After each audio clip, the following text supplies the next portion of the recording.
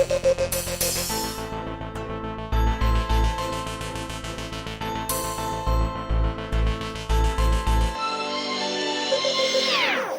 of excellence, them can't pass without consent. Come out and be proud cause we're magnificent. Breakout session. I'm your moderator, Micaiah Morgan. Now, as we know, our theme is resilient communication, paving the way to recovery. But for our breakout session this morning, we'll be focusing on pivoting resiliently in journalism. Now, when you hear the term pivoting resiliently in journalism, what comes to mind? I want you guys to participate with me this morning now. So you can type in the chat. You can also feel free to unmute your mics and share with me what comes to mind. Anyone? All right, so I can go. What comes to mind is basically journalists having the ability to probably push through and cope throughout adversities while keeping grounded in their personal and professional values and principles. Thank you so much, Andy. Would anybody else like to try? Anyone else? You can feel free to type it in the chat. All right. Well, thank you for your response, Andy. For those of you who are not quite sure or you are still thinking about it, this morning's session will provide insight as what the theme actually means. Now, I'm looking forward to an interesting and engaging session this morning. And in fact, many people believe journalism is not as creative as television, radio, and PR. And we're going to change that narrative this morning. Now, I don't know about you, but I've heard where students or other persons have even said to me that all we do is write news, like that's all we do, just to write. But we're actually versatile and we can fit just about anywhere. So I hope that as we go into this morning session, that will change the narrative. And for those of you who are having second thoughts about venturing into journalism, this session will actually solidify that for you and help you know that this is definitely a good aspect to venture into. So before we get started, we're going to have a little icebreaker, and I'm just letting you know that we're going to have activities as well. So be prepared to participate. You may just win a prize. I don't want to reveal the prize as yet. I want you to work for it still. So I was saying that we have activities in store for this morning's breakout session. And so I'm asking that you participate as best as possible. So for the icebreaker, I want you to use 4 words to describe your journey here at DCS or NCU, just using 4 words. Any 4 words that comes to mind, you can type it in the chat. You can also feel free to unmute your mic and share. My 4 words, I would say definitely being a blast, because that's how it's been for me personally. I'm growing as an individual, and that's all thanks to DCS. Okay, yes, and you're also free to turn on your cameras as it was indicated in the chat to share. So I see Jardine Tucker in the chat. She said informative, challenging, fun, and new. Okay, so Alex Hutchinson said it has been fun. Anybody else would like to share their 4 words? I think I would say challenging, worthwhile, fun, and stressful. Okay, and they saying soul searching, stressful, fun, bittersweet. And I would add my 2 cents. So exciting, exhausting, challenging, and it can also be overwhelming. So we're looking at resiliency. And we definitely need that in order to overcome some of the challenges we're facing. Now, I have with me this morning a journalist who has years of experience in the media industry. Now, remember when I shared earlier that we can fit just about anywhere where we're versatile, we can go on television, radio. He is one prime example. So Mr. Geovanni Dennis is a news anchor, senior producer and reporter at Television Jamaica and Radio Jamaica 94 FM. Now he works for Television Jamaica as a news anchor and senior reporter for Primetime News and a producer for the Current Affairs program, All Angles, and we're all familiar with this program. He started as a radio producer for the Current Affairs program Beyond the Headlines and now contributes as a senior producer. He now works across radio and television.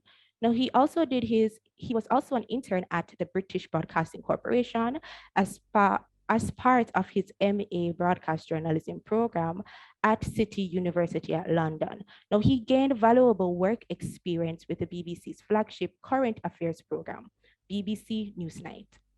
He also assisted with editing and researching, arranging and conducting interviews, as well as making program suggestions. Now, the program involved attending and contributing to daily production meetings while gaining first-hand insight into the decision-making process at the world's largest media entity. He also served as writer, producer, and presenter at the radio department at Jamaica Information Service. In 2016, he was also a junior news editor and presenter at News Start 93 FM in 2014. And he is not only versed in writing and reporting, but he has editing skills as well. So he's well versed with Adobe Audition, Premiere Pro, stuff that we are introduced to here. He has cupped several awards, Caribbean Broadcasting Union Awards. He received the award for Best Investigative Report for Television, even Press Association of Jamaica Awards. He has received Best Radio Documentary in 2021, Best Human Interest Feature in 2021, amongst so many other awards. He was even awarded as Prime Minister Youth for Journalism in 2018. And as I said before, he has capped several other accolades. Now, this is someone who is well experienced in journalism, as you would have all heard based on what I shared. And I'm sure that he will provide us with valuable information in this morning's session. So without further ado, please help me welcome Mr. Geovanni Dennis. Now, please listen carefully, take notes, and have your burning questions ready for our Q&A segment. Over to you, Mr. Dennis. Hi, good morning, Michaela. Can you hear me? Yes, I can hear you. Perfect. Good morning to everyone as well. Thanks so much for having me. And we'll jump straight into it. And I'll do the same thing. I'll start the same way you started, Michaela. What do we mean by pivoting resiliently through journalism? One of my jobs is to, well, our core job really is to simplify things and break things down in a way that for people to understand, for our audiences to understand. And, I sat on this all night and I was thinking, how do I define these things before I actually go in? So pivot simply means to turn on or as if on a pivot or to rest on something. That's what I'm seeing when I look up that word. The word resilient, from which we get resiliency, means to be able to withstand or recover quickly from difficult situations. So the sub-theme that I was told, pivoting resiliently with journalism. So it simply means, how do we rest strongly and recover strongly with journalism, and recovering from what, or recovering during what? And of course, we're coming out now of the COVID-19 pandemic. So I interpret this to mean, how do we recover from COVID-19 with journalism? How do we use journalism to take us through COVID-19 quickly, by the way? And why is this important? That's the lay terms I like to break this down into before I begin to speak. And one of the ways we do this really, as I've just mentioned, is adjusting through COVID. And how did we adapt? So instead of doing face-to-face interviews, we had to start using Zoom. Zoom became a big deal. We're having this meeting right now using Zoom. And that's just one of the ways that we adjusted. WhatsApp videos became also a thing for journalists because, when the pandemic just hit and became, this big concerning thing in Jamaica. Nobody never wants to see nobody face to face, know who have COVID and afraid to meet people. One of the ways we adjusted was just by asking some of our guests just to hold their phone sideways and send us a video when we ask a certain question, and they would answer the question and send it to us using a video. And the same is true for radio as well. They would send us a WhatsApp video for example. So that's one of the ways we, I guess, pivoted and adjusted quickly to show our resiliency. And why is this? Of course, journalism is important. It's how we keep people informed. It's how we keep people entertained. It's also how we keep people educated and how we mix in all three. I hope I'm allowed to share my screen. I just want to share just a couple of stories that I would have done in the early parts of COVID. And I'll tell you how, because of COVID, we had to adjust that way to do the stories still, because at the end of the day, while schools closed, even universities shut down for a while, and many many workers had to go home and stay home for a while because of COVID. Journalists never really get no day off or no time for us. We had to keep the nation informed, and we had to, keep going. And so one of the ways I'm going to share with you now is just kind of some of what we had to do.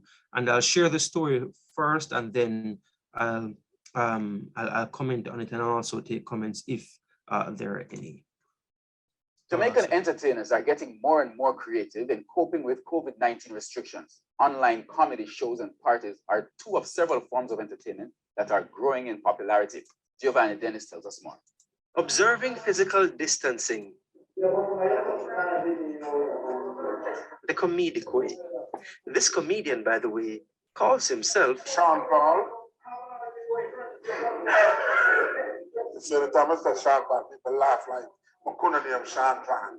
So I said, my name Alton Ardbeer. He's better known as Fancy Cat. We caught up with him at an online comedy show in Kingston recently. It's a program named Tanaya Yard. It's what I'm saying, Vantage One. And because basically, I go over some of the things that we hear like 20 million times a day. Wash it out with soap, use up them sanitizer, brush your teeth, stuff like that, because you can't talk in a people's face. That's why they say cover your mouth. Comedy is one of the ways Jamaicans are coping with COVID-19 movement restrictions. The show broadcasts on Instagram Live. Christina Duar is CEO of the company that puts on the show. We're trying to entertain people at home and also to encourage them to listen to the authorities, stay home, protect yourselves, protect your family, and so you can turn your yard and enjoy our comedy special. But there are other ways Jamaicans are getting creative. Usually on a Friday night in Jamaica like tonight, persons would be partying all across Jamaica. One of the main venues for parties is this one behind me, Mass Camp. But with COVID-19 restrictions placing a ban on all parties, persons are finding more creative ways to enjoy themselves at parties online. We go outside again, time outside for the life. All who tired are inside. All who tired are inside. Time outside for the life. Let's go to Corona. Oh, this is DJ Cutty of Copper Shot Sound. look, you're mad, me look, girl, look me. Big up. Online parties are nothing new, but they've taken on new meaning since March, when COVID restrictions forced the cancellation of many parties. Copper Shot's Vibes on the Live is one of the more popular. Here's DJ Cutty with sound owner Matthew Gray. You think kind of harder to keep them, because remember everybody start with life. So you have to make sure you keep everybody by your life. So you have to have a vibe, you have to interact with the people. Like you interact with them from home. So you have to do something for the camera, The shenanigans draw new fans. Even one woman who otherwise wouldn't be able to attend, as sound owner Matthew Gray explains. She was in an accident from late last year, and she can't walk, and she said as she get better, she have to come to a Copper Shot event, because the vibes on the live make her say, yo, she have to come up. For patron Stacy, online parties are her new favorite. 1, I'm not pay for going. 2, I'm not pay for liquor. And 3, I'm not pay for food. Because food in my kitchen, drink it in my kitchen, and it's free. So I prefer online parties versus the paid parties. Even radio stations have joined the wave.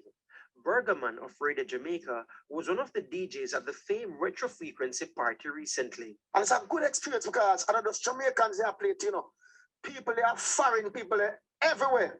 And finally, how people are reacting. What you say? What you say? People the people have done the place. You say, all man go online. Blah, blah, blah. Just last week, Debbie Soon hosted the famed Global Frequency party.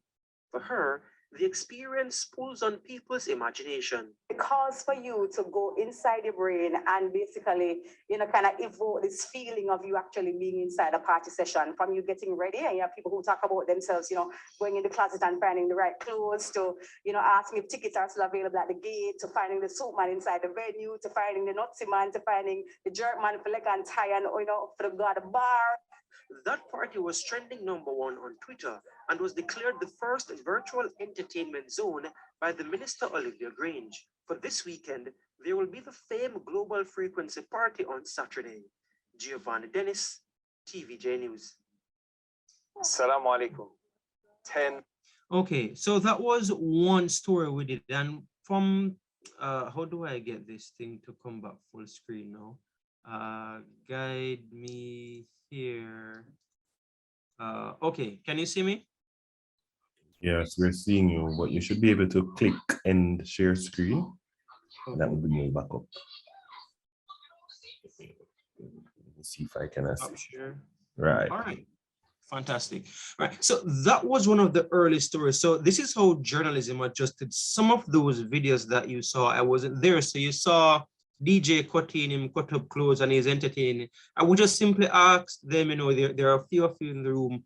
One of you just hold your phone and use the video and send the material to us. We give them the clear instructions on how to do this. They would do it and then send the material to me. Some of them, for some of the interviews that I conducted that you would have seen there, I was using a boom mic. Usually I use a handheld mic and they stay close to the person, but the boom mic is a lot longer. In fact, there's one right here. Just give me a second.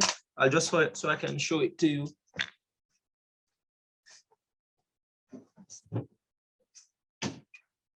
So yes, this would have been one of the tools that, we had to get from earlier. So we literally do like this now, and we staying from a distance. You'll still see the person speaking, but we're adjusting because of COVID-19. Why am I saying all of this to you? Why is all of this relevant? I'm saying journalism is a discipline that is so important that the country, the world can't do without journalism. It's how people adjust. It's how people know what's happening around them. And we'll always find a way to adjust to the circumstance so we can inform and report to the country and also entertain them. So the story, while it was telling you about Tanaya Yard and there was Fancy Cat using him entertainment and him spring and there was a sense of humor as well. I heard Michaela saying journalism being boring and just news. This was a primetime news story, but it was also on the lighter side, and journalism also does that. You're teaching people and this would have been in the earlier stages of the pandemic. You're teaching people about the protocols as they were at the time. This was before they became so popular and everybody knew them and adjusted to them. And you're still infusing an element of humor. So people would want to watch this so they can laugh when Fancy are giving joke, but they're also learning what to do at the same time. And I'm also explaining there how we would have adjusted the reporting, because this isn't necessarily how we would normally do some of our stories, using a boom mic or asking somebody to use their own videos. And that's the other point I want to pivot to lean on, to use the word of the sub-theme that we're speaking on today. How do we use mobile journalism now to pivot during COVID-19? Because many of us here at TVJ, for example, and many other media houses, we had to start using our phones now to do stories. Some of us were working from home, for example. So we'd use a recording app to voice a story and send in, because work from home became a thing. We also had to use our phones to film the stories. What do we do now? I had to get the equipment for my phones. And this is one of the things I would advise you coming into the profession now you're studying, be able to be so multifaceted that you're also able to work as a cameraman, as an audio person as well, and as a journalist at the same time, because that's what I had to do, and that's what many others also had to do. So this is what we call a gimbal. I'm going to, I think I have a virtual background and I don't want it to be cutting off. So let me just quickly change that to a slight blur. Are you able to see it? Well, I have to take off the blur as well. So I'll put none, right? Never mind the background. I'm literally in an office, so you'll see some books and stuff like that. Can you all see clearer now? Is this a little better? Right. So this is what we call a gimbal. And a gimbal is essentially something like a stabilizer for our mobile phones. I bought one so I could use my phone to properly film stories, and the phone qualities now are so good. Many of you have probably way better phones than mine because you're all, getting the latest phones these days. It can hold something like this and it keeps your phone steady. And I'm using this now to film a story. I've also, bought myself again, pivoting with resiliency through journalism, my own little tripod. It's not as expensive as the big major professional ones, but it also gets the job done. I'd simply place this on the tripod, for example.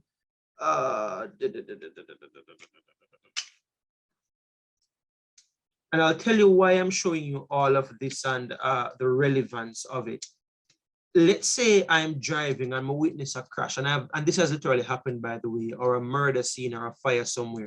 I literally have to stop and be able to quickly jump in my car within 5 minutes or less than that. Sometimes I don't even have as much as 5 minutes. Set up my phone on my tripod with my gimbal and literally start filming. And that's how we've had to adjust as professional journalists. Let's say it happens in the night, for example, we'll need lighting. So yes, I have bought my own lighting as well. Let me see, there we go, we can see the light on. And this is important. Another important tool is capturing the actual audio. I'm seeing this thing saying this free meeting ends in 10 minutes. So I guess I need to wrap up in 5 minutes before this kicks us out. This is a microphone because you'll need to get the audio clearly. And so why am I showing you all of this? I'm showing you all of this because if you decide to take on a career in journalism, you will have to have these basic tools of trade. And the discipline is now moving in a direction where they are seeking journalists now who are multifaceted, who can work across platforms, who can really and truly get the job done. And all of this is important because that's how we've now had to adjust. COVID has forced this in some instances, but also through globalization, more generally speaking, and also people just being more skilled as we advance. So I see Laurie Henry saying multimedia journalist. So yes, that's actually quite it. I also want to share another video with you finally, just before I take questions. I do have a lot more to say, but I'm cognizant of the time. About using your phone to do mobile journalism and why this is important. Just let me know if you can see still, everyone. Yes, we're seeing. All right, great. So let me just quickly share this final video with you.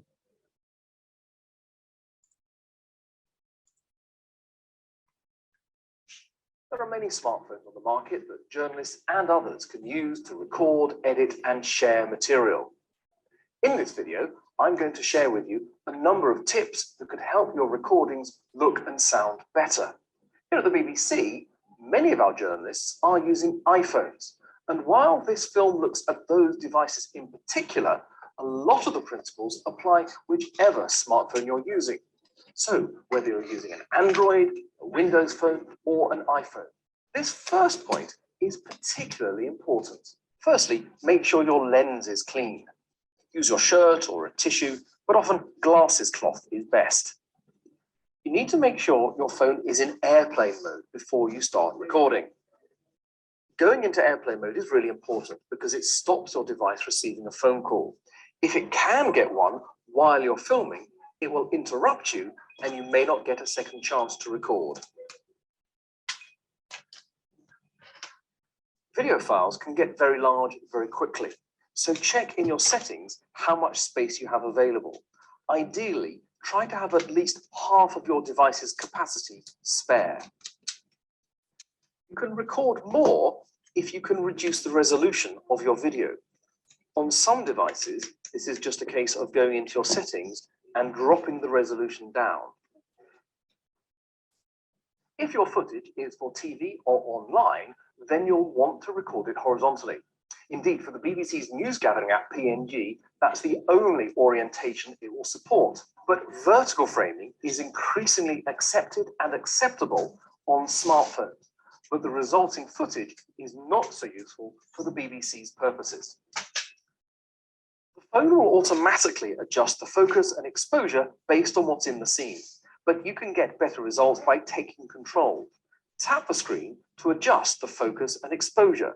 Press and hold to lock in those settings. You'll see AE, AF lock displayed to confirm this. You can also move your finger up and down the screen to tweak the exposure even more precisely. Most smartphones will give you the option to zoom while you're recording your video, but this will degrade the picture quality. So it's usually much better to get closer to what you want to film, as long as it's safe to do so. If necessary, you can turn the light on when you're recording video, but be aware this will drain your battery quite considerably. If you're out and about shooting handheld without a tripod, a good way to ensure a stable shot is to bring your arms close in tight against your body. Or, if there's something suitable, lean against it to ensure that your shot is stable. And once there, keep filming each shot for about 10 to 15 seconds. On some phones, you can record video and take a photo at the same time. Here, tap the white circle in the bottom right-hand corner. If you ever need to record a piece to camera using the front-facing camera, make sure you look at the lens and not the screen to ensure you have the correct eye line. Getting good audio is vital for your video. The inbuilt microphone on most smartphones will be fine for ambient sound, but the closer you get to a guest or an interviewee, the better the audio will be. If you can, go somewhere quieter, or even ask the guest to speak a bit louder. Outdoors, wind noise can also pose something of a challenge. You can overcome many of these problems or challenges by using an external plug-in microphone or a clip microphone. This will give you much better audio, as long as you are using a mic with the right kind of connector. A cheaper alternative or emergency standby could be to use the microphone on your headphones that come supplied with most smartphones. Plug that in, and then you can use this microphone to get better audio and good framing. Bear in mind though, we took something of a risk here by plugging in the microphone after we'd started recording. It's usually far better to plug your microphone in first and then launch your video recording app. Make sure you know where the microphone is that records audio when you're recording video. On the iPhone, it's between the lens and the light, but whichever device you're using, find out where it is, but don't cover it with your hands. You have another couple of options when you're recording video. You could record slow motion videos and also time lapses. If you're a BBC journalist, the preferred way to record, edit, and send your video is to use the internal only app, PNG, Portable News Gathering. Using PNG will ensure you've got the correct frame rate for broadcast too. You could then save and file your recording directly into the newsroom systems. To take a shorter clip from your video, use the trim controls to isolate the area that you want to keep, and then save as a new clip. The shorter the video, the quicker it will be to send. When you're happy with your footage and are ready to share or send it, tap the box with the forwarding arrow to reveal the options available to you. Email is a simple way to send short pieces of video direct to colleagues back in the newsroom. Another option would be to upload your content straight to social networks or onto a cloud service. BBC journalists are currently using a number of third-party apps which can increase the quality of their video recordings, and other apps with which they can edit fully mixed packages. A smartphone has the potential to be a mobile news gathering device in your pocket. Explore, practice, and get comfortable with many of these techniques, and you'll soon be able to record and share great material. And there we go. I hope that gave you an idea of what we mean when we're talking about, adjusting because of COVID. There was a story I did literally recently at the Maroons when I visited. They were reacting to a comment from the Prime Minister, and I used my phone to shoot that entire story and send it in. I edited the videos, and I sent them into the editors here. Well, there sometime after 6, it was the lead story for that night, and it made it in time.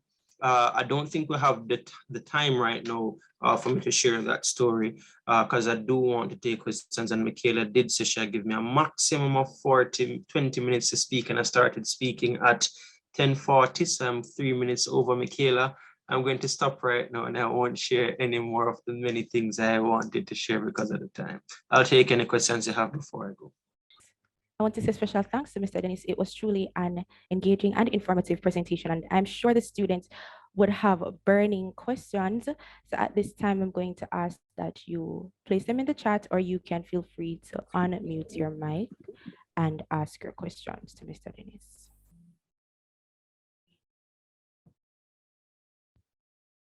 Okay, so I have a question. Mr. Dennis, I heard you mention about equipment. I understand that, but as it relates to being burnout in the field, knowing that we have to produce stories rapidly, especially in this period now of COVID-19, I mean, it's ending, but in general, stories are being published faster than ever and you have to compete. How do you deal with burnout? What advice would you give someone who is also dealing with that? Right, so I'm not the best person to answer that question, quite frankly, and I won't come here and pretend, because the truth is, me always a burnout myself, and it's not something I recommend to anybody to do. What I will say is that when you're tired, take the time and rest. There will be someone else to do the work, because the truth is, and I hope I can just be very frank here, if me drop down and dead on the job today, by next week, they're going to replace me or tomorrow. And I will never advise anyone to, if you're tired and you don't feel good and you want to rest, stop and take the time and rest. I don't do it though. I don't stop until I have the work finished or I have the work completed. I was training for a short time in the military, and one of the things my training officer had said to me was that, look, we don't deal with excuses, we deal with results. And the truth is, you won't always feel on top of your game. You won't always feel at your physical best. But even if you don't feel so 100, sometimes still do your best with what you can do based on how you are feeling. On an everyday, you necessarily get up and you feel for come a class. Someone will probably never ever want to log into the Zoom, like, show me can't, but I wonder what they're going to talk, journalism board. That's literally what Micah had started out saying, I'd started out by saying there are some people saying journalism is boring and you're trying to find a way to show that it's fun, X, Y, Z. And so the truth is that there will be times when it just don't feel like it. But also the truth is we control our minds.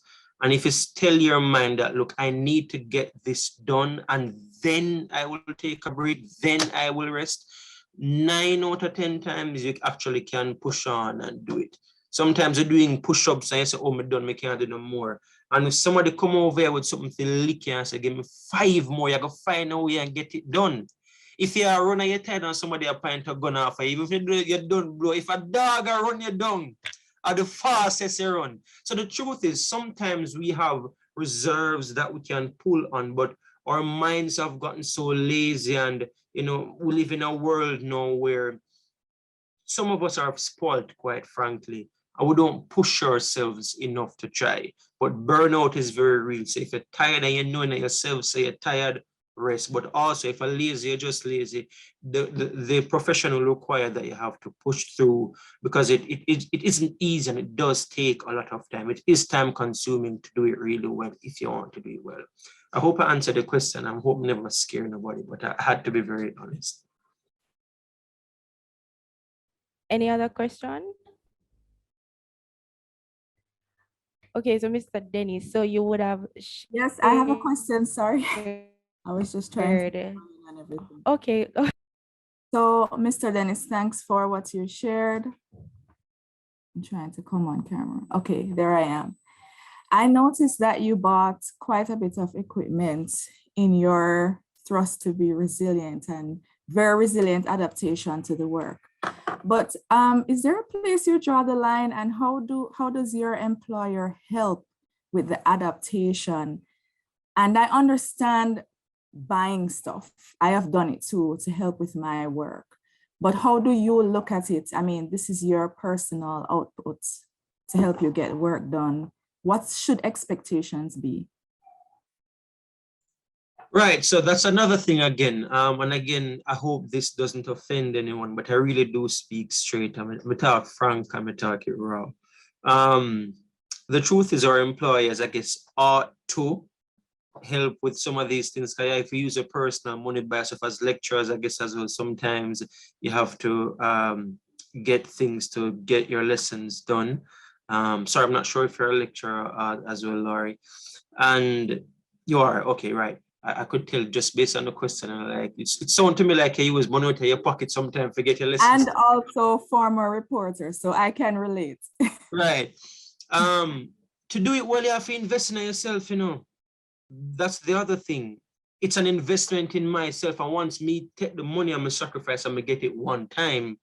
I'll use it now to benefit. And the truth is I also do a little, I do jobs on the side sometimes. So today I speak, when I'm speaking to schools or universities, I do it for free. There's no charge. When I'm speaking to corporate entities, they pay me a fee. And so sometimes these build up and I make back the money in some instances.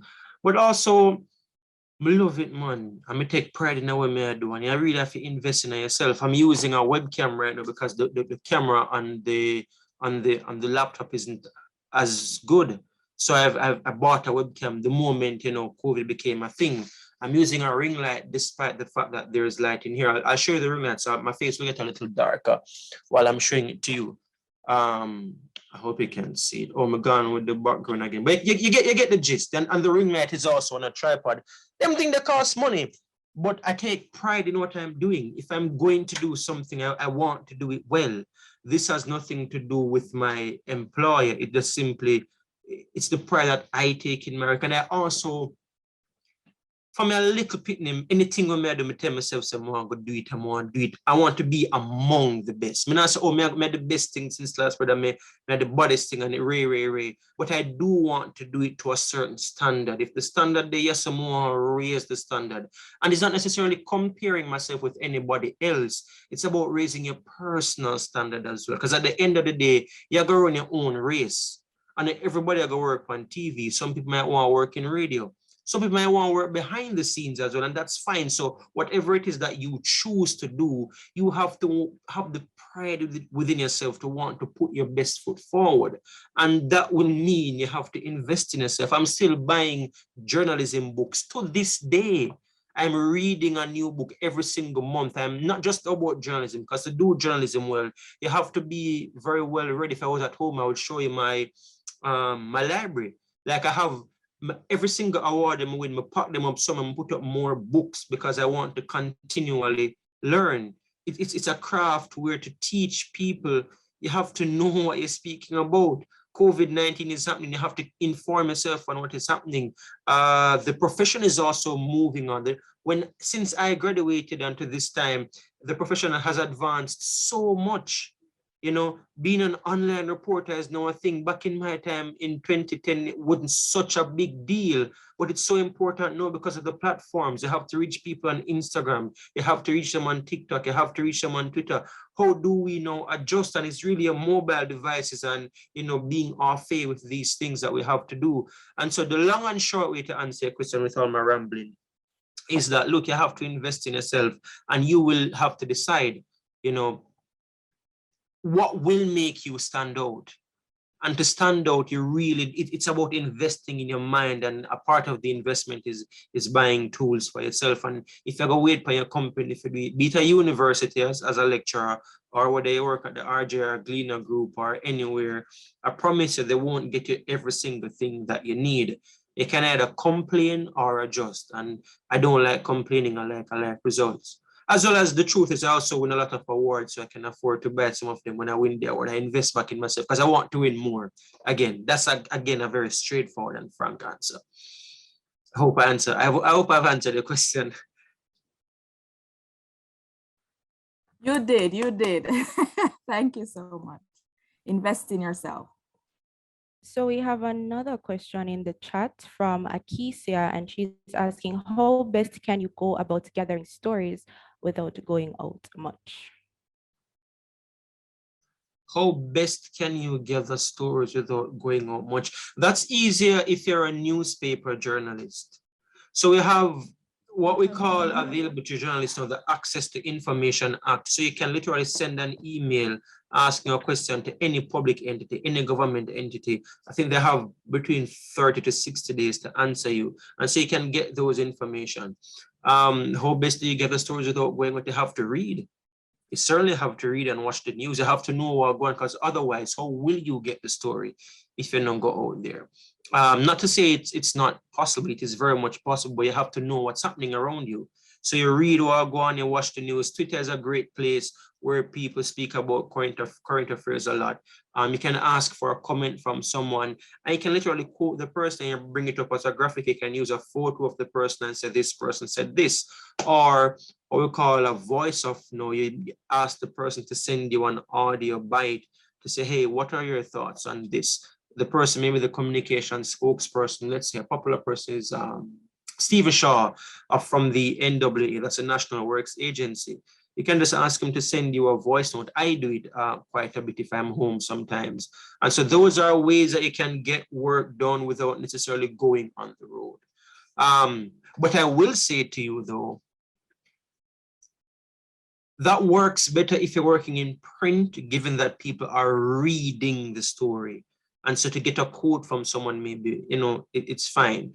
The same is true maybe if it's for radio and you give the person very clear instructions, don't hold the microphone too close to your mouth, otherwise it's going to be pop, pop, pop. There'll be a lot of popping on it. You don't want that because it's not good to listen to.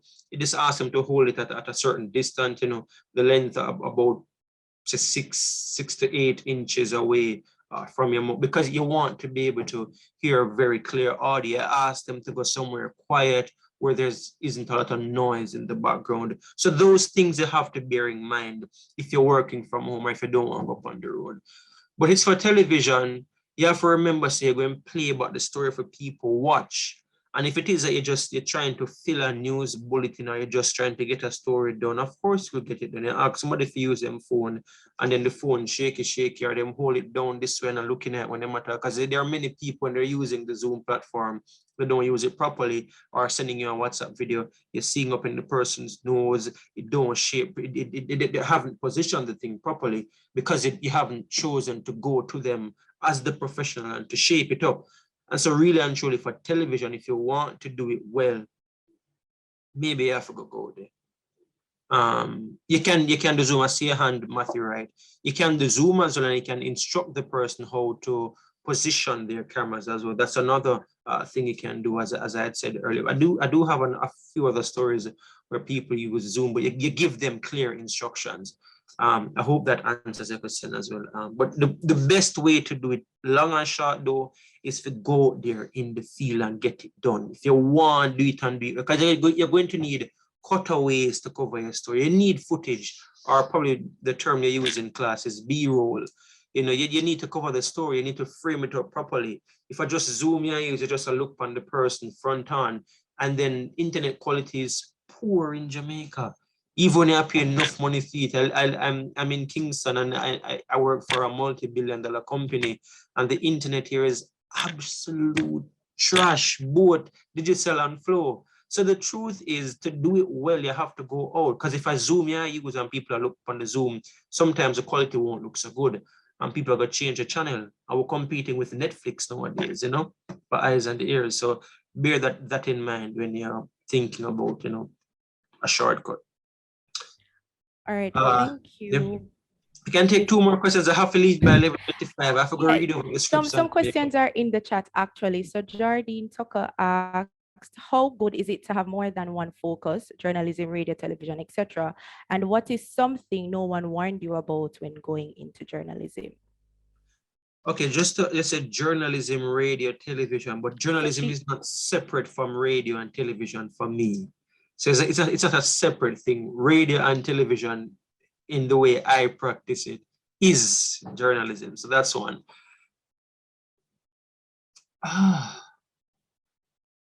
To answer the question properly, I'm gonna have to give this long backstory. We don't have the time for it. But the long and short of it, I did my first degree in radio at Carmack.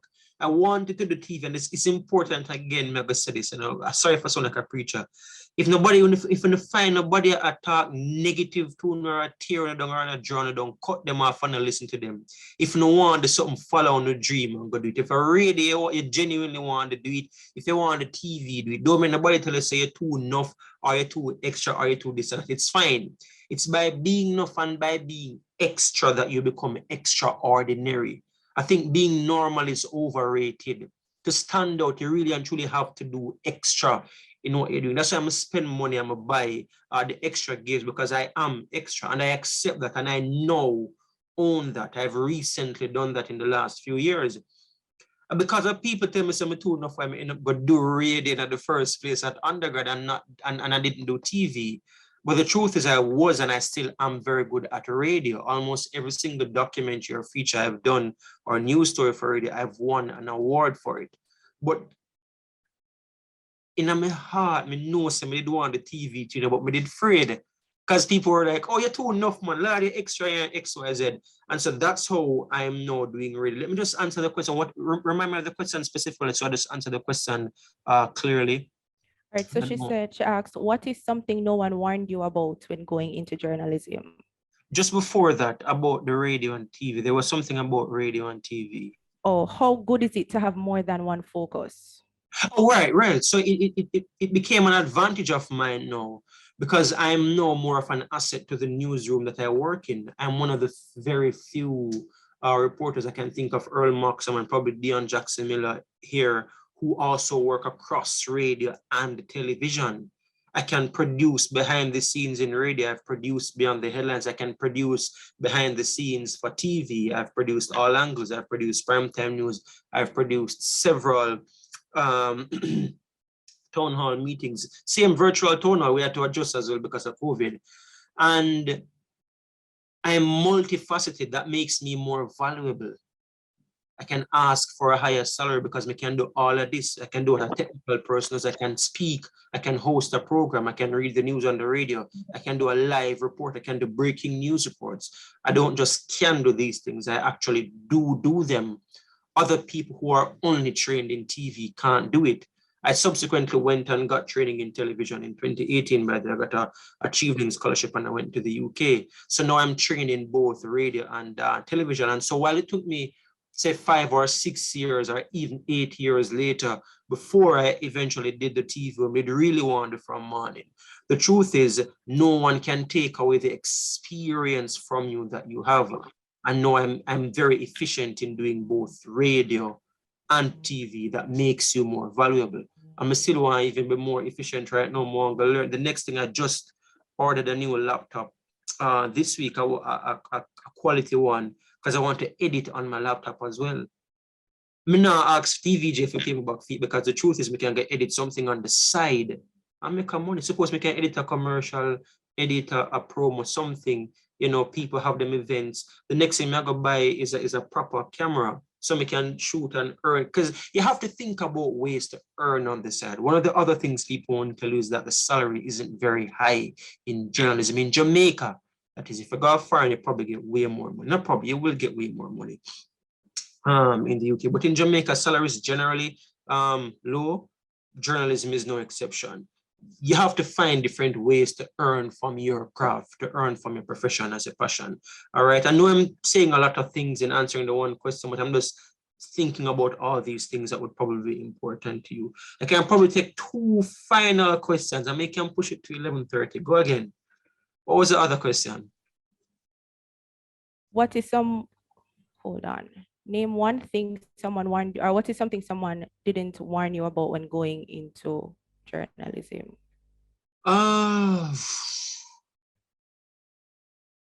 Nobody really cares about you. Yeah, you have to accept that, and the world doesn't revolve around you. Everyone that you see, they really care about themselves at the end of the day, and you will have to adjust to that quickly and don't take it personal. So, Lord, I'm a supervisor supposed to do this. And of course, people they have a duty to look out for their subordinate, but at the end of the day, everybody I try to rise up the ladder and go up the ranks and say if this person is a supervisor, it's in their best interest. They want to go to another level and a higher level, and that's okay. And so it is important for them that you do well so that they can look good. So if I do well in the newsroom, or if the newsroom does well, or news manager and or news editor, they look good and they can get promotion and they can get raise or bonus. And some people do care for you. I don't want to sound cynical. There are genuine people who care for you. And I've been blessed to have to be working with people who genuinely care for me. I work closely with Deon Jackson, an absolute gem of a human being. Most of Jamaica don't know that because they see her as just being always serious on TV and budding up politicians and roughing them up. But I get to experience good people. But I think on the whole, everyone is fighting their own battles and they have their own struggles. When we say people don't really care about you, I'm just trying to be very raw. It's not that people are cruel necessarily. And that may be so, by the way. But the truth is, everybody have their own problem upon them head. Nobody now come over to come try fix your problem for you. You have to find a way to always get things done for yourself. I'm saying this to say to you, don't depend upon nobody. That will, I don't know how else to say it and for pretty it up really and truly. And that's again being resilient. Like somebody you may want help, like if when you go to do your internship in some of these media houses, nobody now gonna stop on a baby and say, hey, come to this art. They won't do it all the time necessarily. Probably the first day, the person who are directly supervisor gonna say, hey, this is what you do on XYZ. But when breaking news come in, and the time I rush toward you, somebody now got no time for you hold your hand and I carry you along. I'm saying this to say you're going to have to show initiative. You're going to have to push. You're going to have to ask somebody to say, hey, how do I do this? Can you help me, please? You know, these are the things you have to bear in mind. So I may have come off a little bit harsh when I say, you know, nobody no care about you and XYZ. It's not that people hate you or anything like that. Don't, you know, misinterpret. But I just want you to get it in your mind that really and truly, you're going to have to look out for yourself and you're going to have to push. Resilient, use this here. You're going to have to be resilient and persevere through a lot of these things because everybody has their own issues and challenges. All right. I know that's not the politically correct answer, but I have to tell you as it is, frankly. Come again, I can take 1 or 2 more. Probably I can answer the question quickly because I know I ramble on a whole lot. All right. So Matthew Wright had his hand up. I'm not sure. Yes, if go he's ahead, still... Matthew. Oh yes, I did have my hand up a bit. Pleasant morning. My question was, seeing that sometimes we have to go out and shoot our own interviews and whatnot, I was gonna ask if we are also required to edit them ourselves, or do we, or since you work with Television Jamaica, that there'll be video editors already there. Say, okay, I got my footage and I sent you my Yes, script. there are editors. Editors are here. But I personally want to learn to edit. So when I'm doing radio, I edit all my stories for radio. For television, I know how to edit. I was trained in it, but I forgot because I haven't had the time to do it. Which is why I'm just still I'm buying a laptop now because I want to. Because there are online courses in there. You can go online. You can learn everything from YouTube. You know, you won't necessarily have the time to do it here, and there are people getting paid to do that, and that's fine. But when you set yourself a certain standard and you probably want to do it a particular way, you only can get that done by yourself. If you want to do it good a particular way, you're going to probably have to do it yourself. But for the everyday news, yeah, man, there's an editor. But if you're doing a special report or a feature or a documentary, you may want to treat it a certain way and enhance it and elevate it a certain way, and you probably want to do it yourself. I'm reached that level now where that more want to do. Because again, personally, I don't like the sponge. At the worst thing, I don't like the sponge for nobody and run back on nobody. Hey, do this to me now, or hey, stay back longer with me now. Because some people, when they, as the clock strike 5:30 or 8 o'clock and them shift done, them a god them, yeah. But not gonna necessarily stay back with you, but you probably want to do it and elevate what you're doing. You may have to do it yourself, and it's good to learn how to do it. You don't have to learn working here at TV, you don't have to do it. But again, this is how you make yourself more valuable.